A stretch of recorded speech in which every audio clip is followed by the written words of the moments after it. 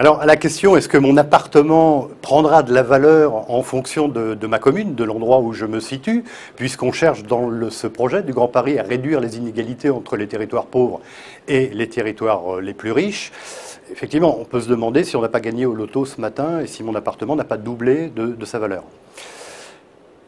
Évidemment, si l'on observe les villes qui accueilleront les futures gares, le futur Grand Paris Express, il y a 72 gares qui s'annoncent. Sur ces villes-là, il y a sans doute des plus-values à attendre. Je pense à La Courneuve, je pense à Villejuif, je pense à Torcy, je pense à des villes en grande première couronne, si vous me passez cette expression.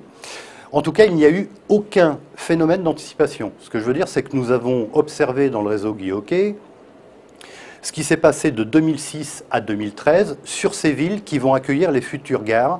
Il n'y a pas eu de phénomène d'anticipation et il n'y a pas de spéculation particulière depuis 7 ans sur ces villes. Qu'est-ce qui explique qu'il n'y ait pas ce phénomène de spéculation? Alors, les gens n'y croient pas?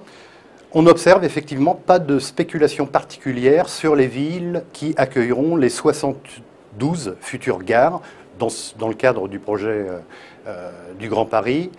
Parce que je crois que ce grand projet n'est pas encore audible et que les hommes politiques notamment, mais non seulement, doivent faire preuve de plus de pédagogie, d'une meilleure communication pour le porter à la connaissance des Franciliens. C'est-à-dire que non seulement on n'y croit pas, mais on ne l'entend pas encore, ce projet du Grand Paris.